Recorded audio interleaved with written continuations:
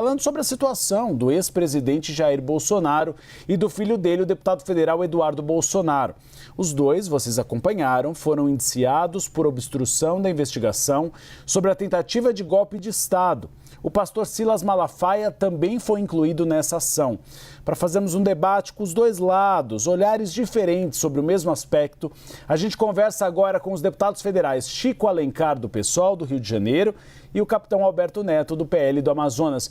Muito obrigado pela presença de ambos. Eu vou fazer a mesma pergunta a ambos e vou dar o mesmo tempo de resposta. Vou começar com o Chico Alencar. Deputado, há risco de fuga de Jair Bolsonaro? Risco de fuga?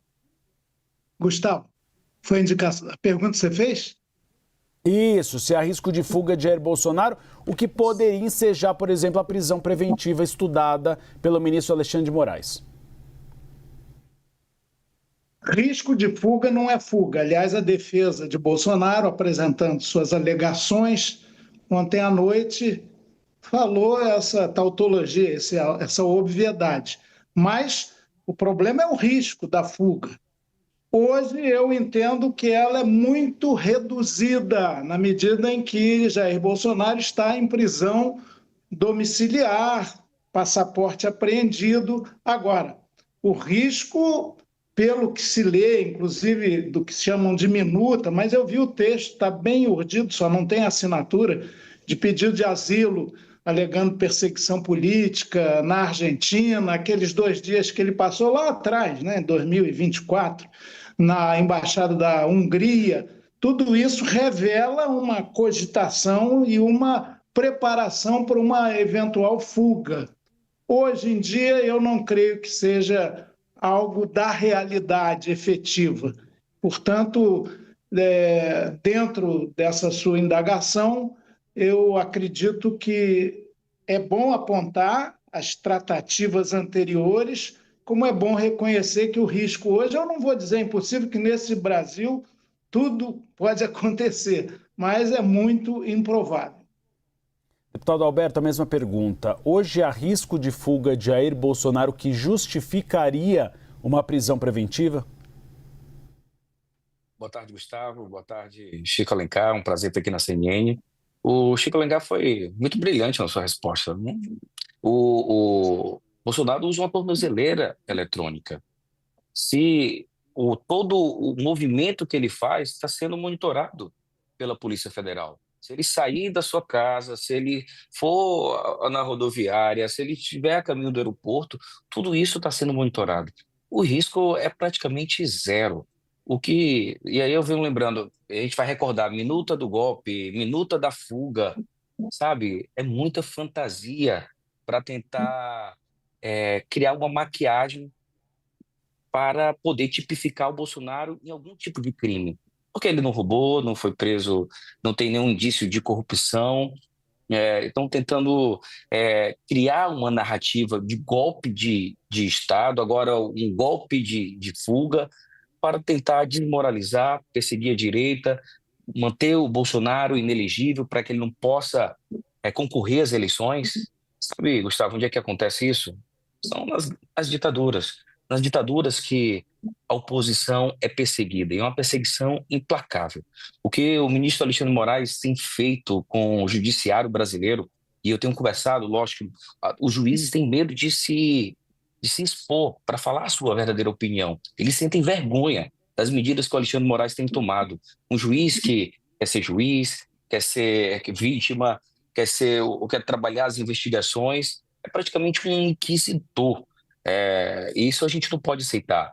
A gente não pode viver numa ditadura da toga como nós estamos vivendo. E ele tem influenciado até no Congresso Nacional. Ele desmoralizou o Congresso na questão do IOF. Isso é inaceitável. O Lula disse que não quer mais nem conversar com o Congresso, quer conversar só com a Suprema Corte. Infelizmente, a gente está caminhando cada vez mais para o lado do negro do mundo, onde são as ditaduras, onde tem alinhamento com grupos terroristas, e nós, infelizmente, vamos sofrer economicamente com isso. Espero que em 2026 a gente consiga virar esse jogo e colocar o Brasil no trilho da democracia, no trilho da prosperidade. Agora, a segunda rodada de perguntas, vou começar agora com o deputado Alberto Neto. Essas mensagens que foram divulgadas de conversas de Jair Bolsonaro com Eduardo Bolsonaro, com Silas Malafaia, críticas, por exemplo, a Tarcísio de Freitas, elas expuseram um racha na direita brasileira? Gustavo, a Polícia Federal parece que está virando a polícia do Léo Dias. Qual é a ligação dessas conversas íntimas do pai brigando com o filho e discutindo com Silas Malafaia? Isso é uma discussão interna que não pode, que não tem influência criminal nenhuma. E expor isso só tem um objetivo: tentar desmoralizar o Bolsonaro, tentar desmoralizar a direita. A Polícia Federal está sendo usada politicamente. A Polícia Federal tem que ser uma polícia de Estado, não uma polícia de governo. Infelizmente, fica aqui o meu repúdio a todas essas ações da Polícia Federal, a questão do Silas Malafaia, e é tão assim claro. O próprio Silas Malafaia, quando teve seu celular apreendido, e eu, como policial, sei que um iPhone desse, você quebrar uma senha, é muito complexo. E ele foi o seguinte, ó, tá aqui a minha senha, pode olhar, não tenho nada a esconder, porque não existe nada, são grandes narrativas tentando incriminar o Bolsonaro, o Eduardo, tentar desmobilizar a direita, fazer um racha na direita no Brasil, porque eles estão pensando apenas nas eleições de 2026, e não na democracia, e não na justiça verdadeira. Agora eu repito a pergunta ao Chico Alencar. Deputado, essas mensagens divulgadas pela Polícia Federal expõem um racha na direita brasileira?